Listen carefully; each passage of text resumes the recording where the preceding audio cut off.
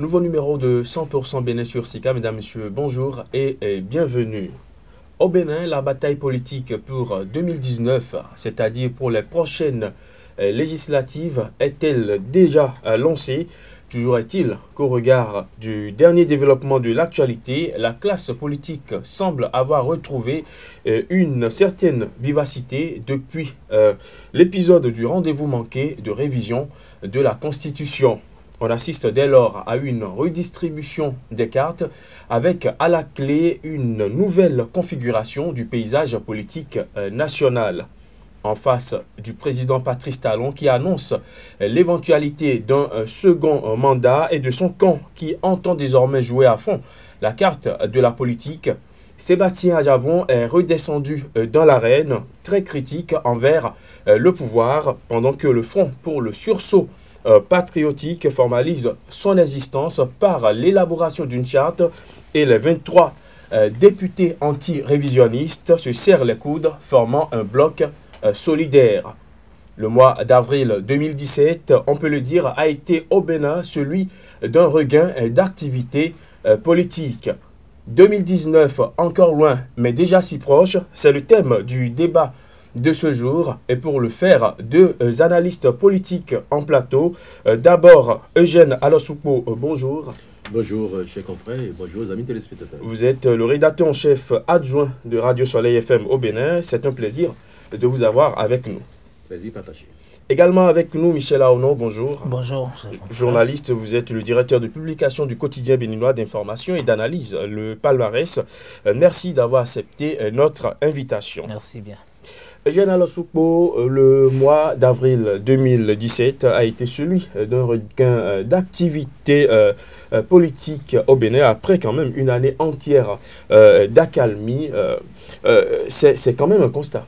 C'est un constat que, eh bien, avril 2016 et avril 2017, ça fait un an que le président Patrice Talon a été investi en tant que président du Bénin. Il a bénéficié de 12 mois d'observation de la part des hommes politiques parce que, bon, sa gouvernance était au départ un peu plus calme. Il surfait un peu sur le technique. Et il semblait faire un certain nombre de diagnostics qui convenaient aux problèmes que nous avions. Mais après un an, il y a un certain nombre de dossiers qui ont réveillé l'attention de la classe politique nationale, notamment le dossier de révision de la Constitution, un dossier qui a été d'ailleurs rejeté par une minorité de blocage de 23 députés, même si 60 députés étaient pour cette révision. C'est dit donc que nous sommes dans une nouvelle phase qui commence dès cet instant parce que après un an, on a aujourd'hui la possibilité d'apprécier, même si ce n'est pas de façon très objective, quelques actions phares de la première année de gouvernance du président Patrice Talon. Alors, Michel Aono, comment peut-on expliquer ce réveil soudain de cette classe politique qui, quand même, pendant un an, est restée dans une accalmie, on ne la voyait pas? Oui, j'ai eu à dire une fois déjà ici que c'était tout à fait normal que pendant la première année d'exercice du pouvoir, que Patrice Talon ne puisse pas découvrir en face ceux qui pouvaient lui dire la vérité sur certaines choses concernant la vie politique nationale. Parce que si vous voyez la classe politique composée de députés, de personnalités, chacun était parti aux élections derrière le candidat qui lui était favorable en fonction de ses calculs politiques du futur. Maintenant que Patrice Talon a gagné, il faut maintenant repenser les choses. Donc, ce temps que cela a pris, le déclic est né à partir du 4 avril dernier pour ce qui s'est passé à l'Assemblée par rapport à la position que les députés devraient avoir vis-à-vis du projet phare, du projet principal du président Talon, à savoir le projet de révision de la Constitution. Et c'est à partir de là, ce que vous appelez regain d'activité politique, c'est à partir du 4 avril. Parce qu'à partir du 4 avril, le chef de l'État et sa majorité ont commencé par vouloir faire croire à l'opinion que ce sont les députés qui ont constitué le blocage, qui sont désormais les députés de l'opposition. Et quand vous regardez le comportement du gouvernement, c'est à croire donc que les 60, que le chef de l'État a d'ailleurs reçu récemment, que c'est les 60 qui sont favorables au projet, et donc par conséquent, ce sont les 60 qui veulent accompagner l'action gouvernementale. Ce qui est totalement faux. Parce qu'à l'heure actuelle, il n'est pas possible au président Talon, politiquement, de faire ses calculs pour dire ceux qui ont rejeté sont mes opposants et ceux qui ont voté sont les miens. Il n'a aucune preuve que les 60 députés sont ces députés. Et donc, à l'heure actuelle, on ne peut pas dire que les 60 députés sont les députés du président Talon, c'est eux qui font la majorité parlementaire, étant donné qu'au cours des débats et au moment du vote, vous allez voir des députés, des suppléants de députés qui sont proches du pouvoir, qui ont rejeté le projet. Pendant ce temps, il y en a qui ne sont même pas proches du pouvoir, mais qui ont accepté le projet. Et aucun des députés, par exemple, n'a eu à dire à l'Assemblée que le projet était mauvais. Mais tous ont condamné la démarche du gouvernement pour faire aboutir le projet. Donc moi je pense que ce qui se passe, ce que vous appelez regain d'activité politique, c'est tout à fait normal parce que c'est parti à partir de la réaction du chef de l'État à l'échec du projet. Parce que vous savez qu'après l'échec du projet à l'Assemblée nationale, le week-end qui a suivi, le chef de l'État a eu un entretien avec la presse. Et il a fait certaines déclarations. Et c'est le président de la République qui a parlé. Et donc, les réactions sont nées à partir de ces déclarations.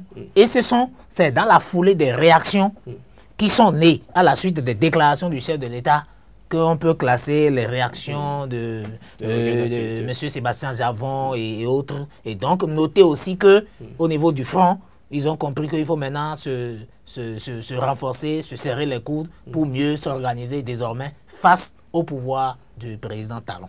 Alors, vous l'avez dit déjà au départ que c'est le 4 avril, à partir du 4 avril, qu'il y a eu un déclic, c'est-à-dire le rejet de ce projet de révision de la Constitution. Mais tout à l'heure, vous avez semblé également dire que c'est la sortie du chef de l'État et un certain nombre de choses. Par exemple, le fait d'annoncer qu'il avisera en 2021 de l'opportunité de briguer un second mandat, quelque part, qui a servi à un déclic. Finalement, est-ce que c'est le rejet du projet ou c'est le fait d'annoncer qu'il avisera en 2021 de l'éventualité, de l'opportunité d'un second mandat ou pas? Oui, c'est lié. C'est lié parce que la réaction du chef de l'État, dans sa déclaration, lorsqu'il dit qu'il avisera en 2021, il a dit en tirant les conséquences négatives de l'échec de son projet.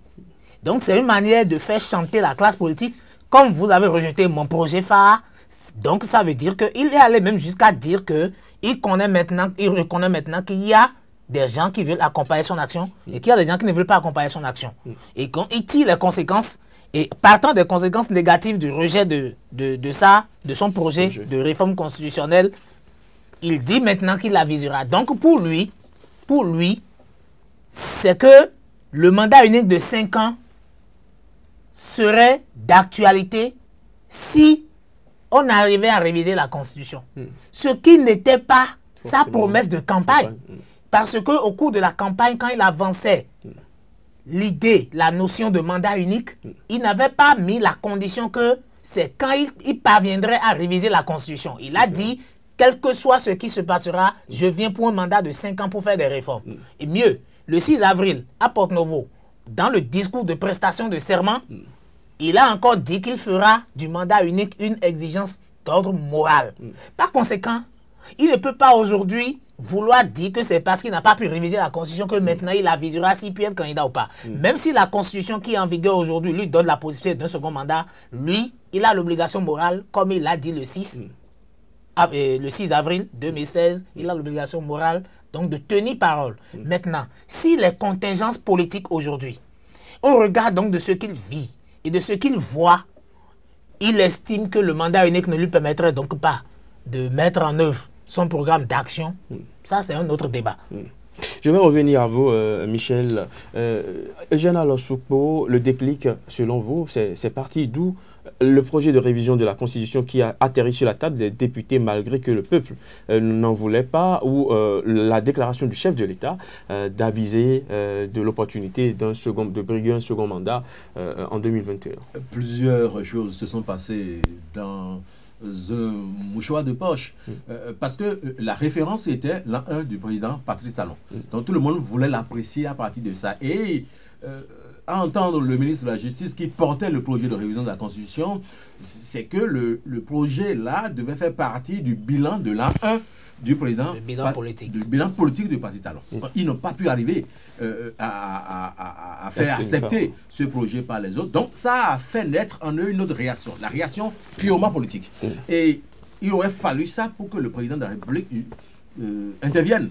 Peut-être qu'il interviendrait si eh bien, le projet était également adopté, peut-être qu'il interviendrait un an après son arrivée au pouvoir pour expliquer ce qu'il a dû faire, et ce que beaucoup pensent qu'il n'a pas pu faire comme il a promis. Et c'est là le champ politique.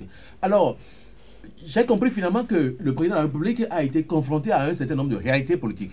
Parce que lui, qu'on disait maîtriser les rouages politiques en n'étant pas au pouvoir, en étant proche de certains hommes politiques, finalement, il est au pouvoir et il a compris, et c'est mon interprétation, un certain nombre de mécanismes qui font que, eh bien, on peut comprendre l'essence des réactions des hommes politiques béninois. Je ne dis pas, Michel parlait tout à l'heure, mais politique et morale au Bénin ne font pas bon ménage. On a toujours cette idée plus ou moins pas catholique de ces hommes politiques qui nous gèrent selon leurs propos. Alors, j'ai tendance à croire que le président Patrice Talon a floué tout le monde au départ de son nation. Et lorsqu'il a dit qu'il ferait un seul mandat, et même à l'investiture, comme il a dit, tout le monde avait cru que c'était pratiquement écrit dans la Constitution, donc c'était une parole dans la Constitution. Il a émis une volonté de faire un mandat, mais ce n'était écrit nulle part. Et donc, et les politiciens, et même tout le monde était parti sur la base que Patrice Talon ne ferait qu'un seul mandat, ce qui relevait de sa volonté. Finalement, il a, face au blocus qu'il a rencontré, il s'est exprimé. Il n'a pas clairement dit « je vais faire un deuxième mandat », mais les mots ont été presque clairs. Eh bien, en 2021, vous mourrez sur mon chemin. C'est presque une menace pour les autres. Et je dis, et je comprends, et pour avoir parlé avec un certain nombre de milieux politiques, que ça a désassonné beaucoup. Parce que les calculs pour 2021 ont été faussés. Ont été totalement faussés. Les gens n'étaient pas dans la vision, n'avait pas envisagé la possibilité d'avoir en face de Patrice Talon. C'est Patrice Talon quand même, qu'on connaissait, qui a gagné une présidentielle en 2006 avec son ami Boni Yayi, qui a gagné la présidentielle 2011 contre toute attente et qui a gagné lui-même la présidentielle de 2016. Je ne vais pas répéter un ami. S'il a gagné 3 fois une présidentielle, qu'est-ce qui peut l'empêcher de gagner une quatrième fois une présidentielle? C'est vrai que les substrats politiques ne sont pas les mêmes et il faut faire avec lui. Nous avons désormais en face un schéma pas très visible, mais plus ou moins interprétable de ce qui pourrait être la politique désormais. Vous avez en face celui qui est arrivé 3e à la présidentielle, Sébastien Germain-Adjavon, qui aujourd'hui n'est plus en odeur de sainteté vis-à-vis de ce régime-là auquel il a contribué. Vous avez des syndicalistes qui avaient toujours fait la lutte aux côtés des hommes politiques. On les a vus sous Boni Yayi, ils ont été très actifs, ils ont même contribué au départ de Boni Yayi. Vous avez ceux-là aujourd'hui qui pourraient être dans le même paysage de réflexion avec Sébastien Germain-Adjavon. Et vous avez un homme qui a démissionné de Patrice Talon, son ex-ministre de la Défense, Candide Armand Marie Azanaï, qui est parti et qu'on connaît comme un homme très politique, un homme d'astuce politique, et qui a longtemps travaillé, quand bien même beaucoup d'hommes politiques s'étaient tués, eh bien, il a travaillé ouvertement pour Patrice Talon, alors qu'il était en exil, face à un Boni Yayi, et c'était même un corps à corps politique. Alors, dans ce schéma aujourd'hui, Patrice Talon a repensé son système, et ils ont été clairs, nous allons faire de la politique désormais, mais il y a des facteurs qui se sont révélés finalement au président de la République, c'est qu'il a dit qu'il veut eh bien, désormais rentrer dans la mémoire des Béninois comme un bon gestionnaire. C'était le postulat de départ.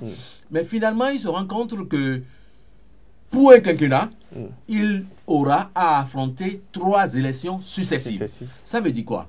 Qu'il aura les législatives de 2019, il a les communales, locales et municipales de 2020, et il y a la présidentielle de 2021.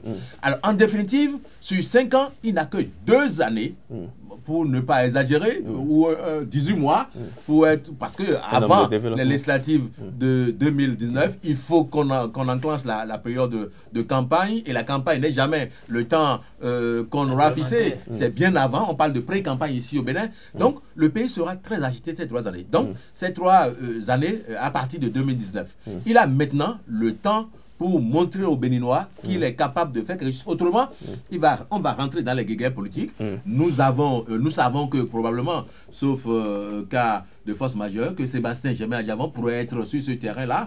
Alors, la période qui s'annonce à partir de 2019 est une période déterminante pour toute personne qui a envie de gagner une présidentielle. Vous avez l'ancien président de la République, Boni Yayi, qui pourrait être candidat aux législatives, et vous avez l'ancien ministre de l'économie et des finances, Komi Kounché, qui pourrait être candidat aux législatives. Vous avez candidat Zanaï qui maîtrise Cotonou, qui pourrait être candidat et donc pourrait être député à l'Assemblée nationale. Vous avez probablement Maître Adrien Ngoumédié qui est là, Bruno Amoussou, vous avez Mathurin Kofi Nago. Donc ça sera une assemblée de gladiateurs et celui qui aura réussi à maîtriser, à contrôler le Péchois à partir de 2019 aura peut-être un boulevard devant lui pour la suite, pour 2021. Alors, donc ce sont des schémas qui entrent en ligne de compte et face à cela, aussi bien ceux qui sont contre Parti Talon que Parti Talon sont conscients de l'enjeu. Jean Alosupo, vous avez évoqué beaucoup de schémas, fait une analyse vraiment pertinente de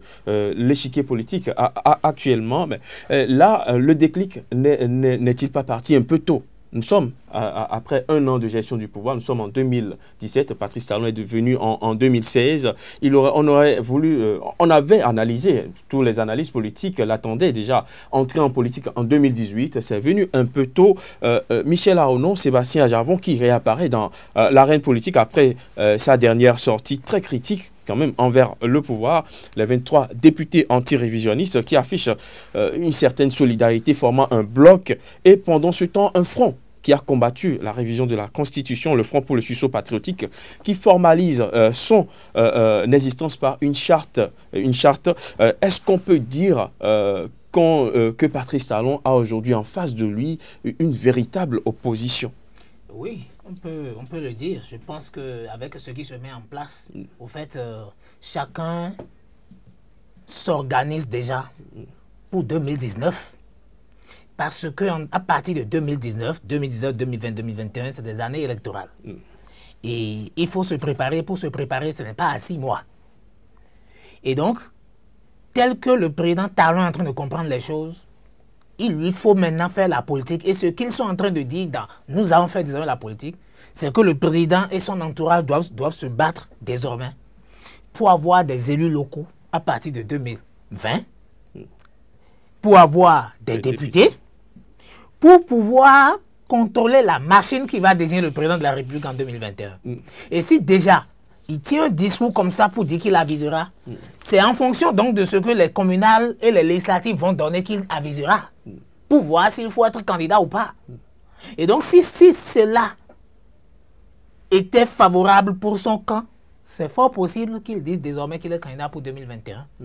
Et donc, le président Talon, je le vois dans une posture d'un président qui veut désormais faire comme son prédécesseur. C'est-à-dire faire la politique et rechercher la majorité partout. Contrairement à ce qu'il a promis qu'il soit venu pour ne faire que de la technique, pour remettre les choses en ordre et tout. On est en train de voir maintenant un président qui va se faire distraire tout de suite par les calculs politiques. Et c'est ça qui a déjà commencé. Vous allez déjà voir qu'il y a des ministres qui vont déjà dans les régions pour sensibiliser les populations, un peu comme ça se faisait avant. Donc le président a compris maintenant qu'il faut maintenant que le gouvernement se rapproche des populations. Ça a commencé. Et je crois que ce sont des calculs qui tiennent. Et celui qui va gagner les communales et celui qui va gagner les législatives, c'est celui-là qui va dire qui peut être le président en 2021. Et le président Talon et son entourage s'organisent aussi pour contrôler et ne pas laisser le champ politique à ses opposants. Et je dis, si aujourd'hui on peut parler d'opposition, nous pouvons y mettre dedans les partis politiques et les forces sociales qui sont réunies dans le Front de sursaut patriotique qui a signé une charte. On peut mettre dedans le président Adjavon au regard donc de son discours vis-à-vis du pouvoir et beaucoup d'autres personnalités qui ne parlent pas mais qui travaillent en sourdine pour ça. Parce qu'en politique, il y en a beaucoup. Il y a certaines personnalités qui n'osent pas parler, qui ne réagissent pas, mais qui travaillent dans l'ombre à cela. Et sans oublier aussi que l'ancien président Yahya Boni aussi reste très actif politiquement. Ça, il ne faut pas l'oublier. Et donc, le président Talon, je ne pense pas qu'il puisse disposer vraiment d'assez de temps s'il doit faire face à tous ces enjeux politiques. Et là, il aura le choix. Parce que s'il faut rentrer dans ça à partir de 2019, ça veut dire qu'il n'a que les 6 mois que nous avons devant nous là, 6 ou 7 mois, plus l'année 2018 pour montrer de quoi il est capable. Vous êtes sûr qu'on n'y est pas dedans? Les 3 dernières... Non, on n'est pas encore dedans, le président même le reconnaît. Puisque le président même, à Parakou, quand il est allé à Parakou, il a dit que de patienter, ça veut dire que lui-même reconnaît qu'il n'y a rien. Après, il reçoit les rois du septentrion ici au palais, il dit oui, il sait qu'on a faim, mais que de patienter toujours. Après, dans une déclaration face à la presse, il dit encore qu'il sait que le peuple a faim, mais de patienter. Donc, si lui-même déjà fait des déclarations comme ça veut dire qu'il sait ce qui se passe. Maintenant, il faut qu'il apporte les solutions. Parce que, je vais vous dire, je l'ai toujours dit partout, je pense que l'échec du projet du président, c'est aussi du fait que le contexte social ne s'y prête pas.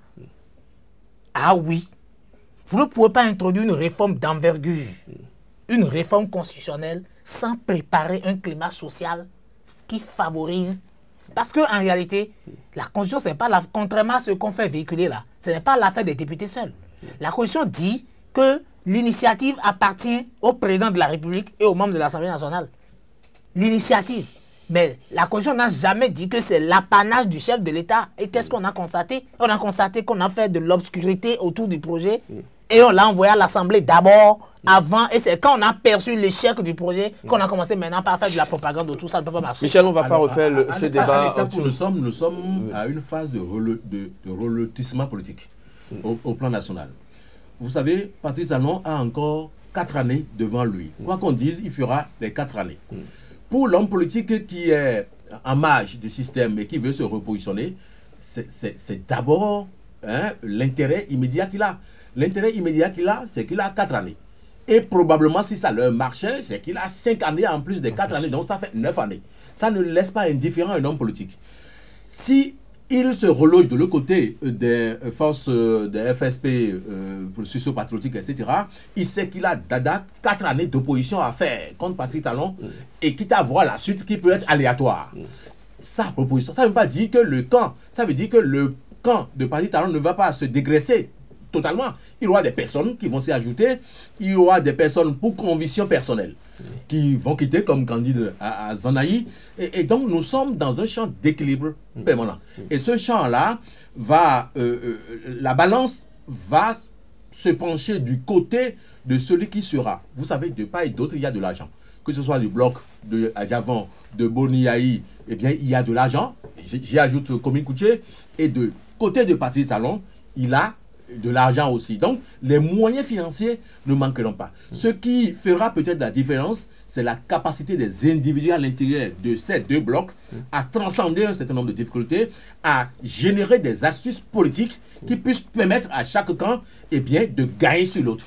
Autrement, nous allons en arriver à un équilibre des forces et ce sont des individus, des outsiders qui vont faire la différence. Patrice Talon, soit il se concentre maintenant et il sort un résultat social qui soit satisfaisant, sur lequel il ne peut pas être attaqué par ses opposants, ou soit il échoue totalement, et ceux-là qui sont en face de lui prendront ce résultat terne-là comme élément de campagne, et le peuple sera très attentif à ça. Et à partir du moment où le peuple n'aura pas eu le minimum, n'aura pas l'eau, l'électricité, n'aura pas les écoles, les centres de santé, n'aura pas eu l'amélioration des plateaux techniques dans les centres de santé, ça fait partie des programmes phares du président, comme on l'aura promis. Donc, nous sommes, quoi qu'on dise, et le Bénin est d'abord un pays politique.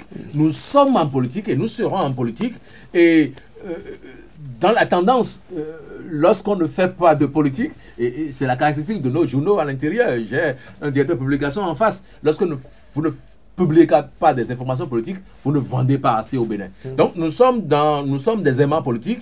Ça va le drame, c'est que dans la bataille des grands, petits peuples, petits individus que nous sommes, en bas de l'échelle, nous allons perdre totalement. Justement, c'est la question que je m'en vais vous poser en déclarant très tôt cette bataille politique lorsque les deux gros morceaux de l'arène politique se déclarent la guerre après seulement un an de gestion de pouvoir, est-ce que finalement le peuple n'est pas relégué en arrière-plan? Mais c'est évident. C'est évident que eh bien, l'engouement que le peuple a nourri à l'arrivée de Patrice Talon, accompagné de Sébastien Yavon et de l'ensemble de la coalition de la rupture, dont quelques-uns sont au gouvernement, Ablaye Biotchane, ministre d'État chargé du plan et du développement, Pascal Irénée Koupaki, ministre d'État, secrétaire général de la présidence de la République, eh bien, cet engouement s'est déteint. À un moment donné, parce que la première action principale dont le peuple se sent victime, c'est la libération des espaces publics. Eh bien, on aurait pu avoir les mêmes résultats si on avait opéré autrement et qu'il n'y avait pas un préfet qui a joué le Django et qui a voulu tout casser avec tracteur, avec force à l'intérieur. Et donc, il faut qu'on soit attentif. Dans tous les cas, Patrice Talon a l'obligation aujourd'hui de faire de la politique face à ceux-là qui sont en face.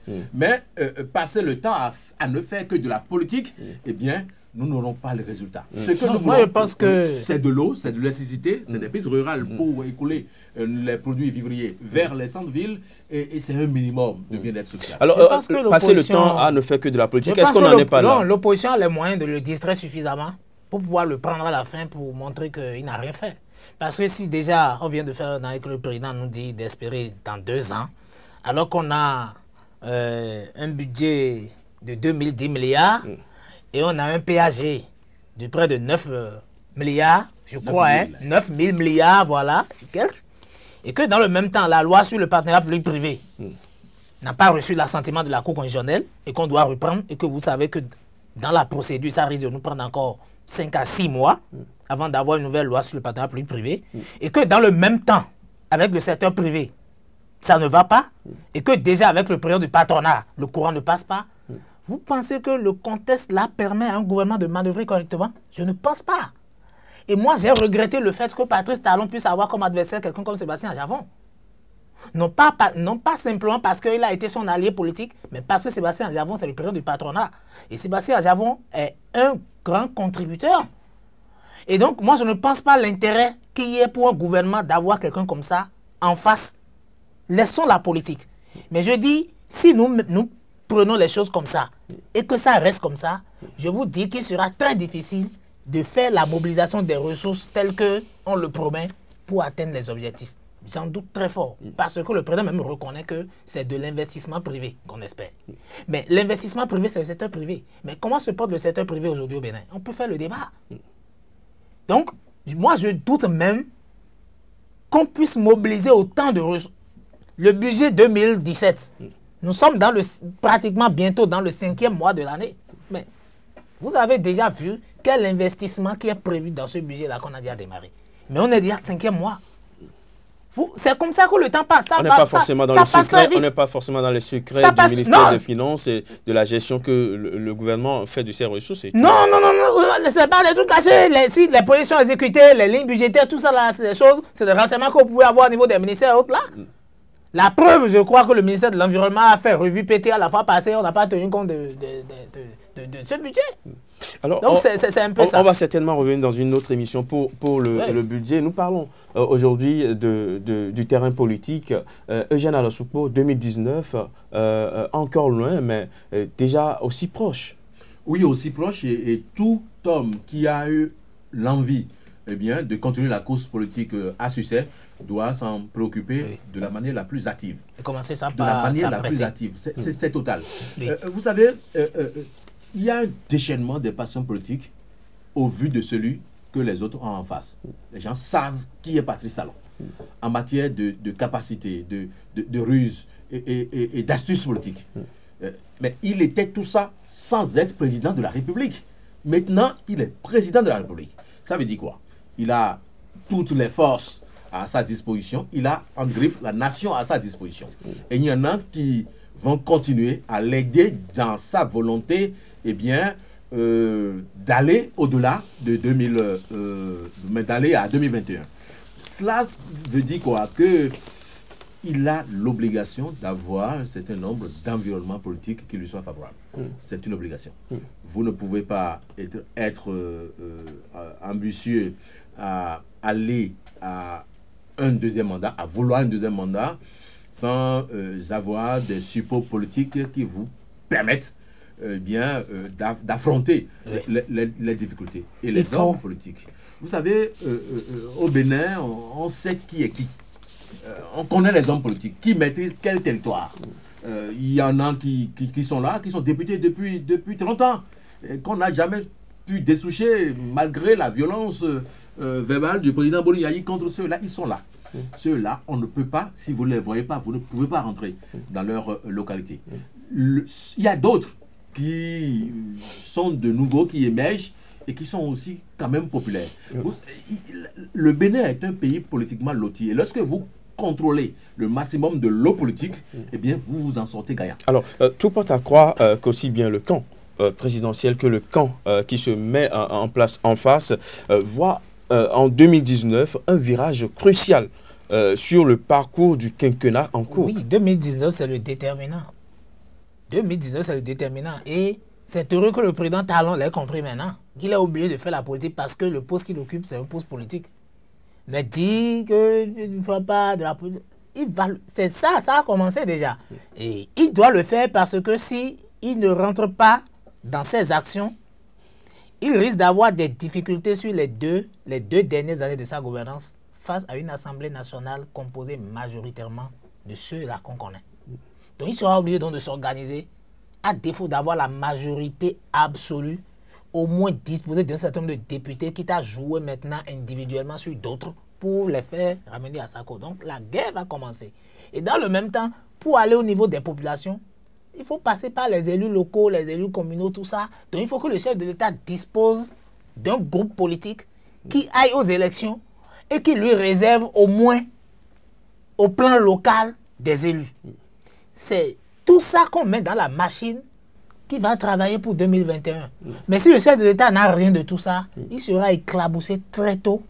Et je ne pense pas qu'il aurait même du temps pour aviser. Il n'aura même pas l'occasion d'aviser. Les gens lui auront déjà fait la fête. Donc il me semble que c'est ça qu'il est en train de comprendre. Et là, il s'engage maintenant à faire de la politique, vraiment.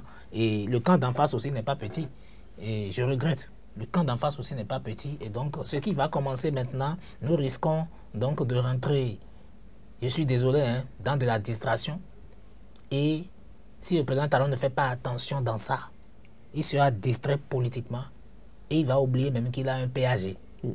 Et les autres vont le prendre sur ça pour lui brandir un bilan négatif. Et c'est sur cette base que le peuple va le pousser par la fenêtre. Sur ceux-là qui sont en face, notamment le Front pour le sursaut patriotique, il y a à l'intérieur l'alliance qui a supporté Boni Yayi. Il y a les FCBE, les Forces Codiques pour un Bénin émergent, avec un certain nombre de personnalités qui ont été très illustres sous le régime de Boni Yayi. Mais attention, on a dit à un moment donné que ce régime a commis beaucoup d'impairs, notamment sur le plan économique. C'est un filon peut-être que Patrice Talon va exploiter au maximum contre ceux-là. Il y a un certain nombre d'audits qui ont été faits, on a les résultats, mais sur lesquels eh bien, le président de la République et son équipe ont mis la main. Aujourd'hui, ça pourrait être l'instant adéquat pour sortir ces documents contre ceux-là qui sont en face, pour faire, je ne veux pas employer le mot que vous employez, mais pour se faire de l'espace politique autour de soi. Et sur ce fond-là, il y a beaucoup de FCBE qui ne diront pas un seul mot parce qu'ils se sentent en danger. Et il y en a qui parlent parce qu'ils sont en couverture parlementaire. Ils ont l'immunité. Donc ils peuvent parler aujourd'hui. Mais il y a d'autres qui ne pourront jamais parler parce que le président Talon, pour avoir manipulé le premier régime et une deuxième partie de l'autre quinquennat avec Boni Yayi, connaît les forces et les faiblesses de quelques-uns. Il y a quelques députés qui sont originaires du département d'origine de Boni Yayi, mais qui sont aujourd'hui avec Patrice Talon, même des parentés qui sont avec lui, parce qu'ils pensent aujourd'hui que leur intérêt, c'est Patrice Talon et contre leur frère Boni Yayi. Il y a aussi que il y a des objectifs par rapport au positionnement sur les listes pour les législatives. Il y a beaucoup de députés qui aujourd'hui se sentent obligés de soutenir le président Talon parce qu'ils savent qu'on va mettre autour du président Talon une organisation politique qui va peut-être fabriquer sa liste pour aller aux élections législatives. Et donc, s'ils ne sont pas en odeur de sainteté, s'ils n'entretiennent pas les bonnes relations politiques avec le président aujourd'hui, le président ne peut pas les positionner sur sa liste parce qu'ils savent que quand on est sur la liste du président, on a au moins un peu plus de chance que les autres. Donc, il y a tous ces calculs qui font que... C'est pourquoi je lui dis que les 60 députés là qu'il a reçus là, il ne faut pas qu'il croie d'office que ce sont ces députés. C'est en fonction donc de ce qui sera favorable qu'on verra qui est qui, et puis... D'où 2019 est crucial. Alors, Eugène Alassoukpo, vous êtes aussi tout aussi d'accord avec Michel que celui qui tiendra 2019 tiendra 2021? Vous savez, je mets un peu de gras. Mais parce que entre 2019 et 2021, il y a encore de marge. On peut manœuvrer. Mais lorsque vous tenez cette... assemblée, ce parlement à partir de 2019, vous allez compter pour la présidentielle de 2021, même si vous n'êtes pas bien président de la République. Donc c'est fondamental. À l'étape où nous sommes, le président Talon a encore un avantage majeur. Nous avons 83 députés à l'Assemblée nationale, 60 sont avec lui jusqu'à nouvel ordre. Ça veut dire quoi? Pour tout ce qui est réforme sociale, loi ordinaire, ça passe avec 42. Et donc, il a encore cette grâce-là jusqu'à 2019.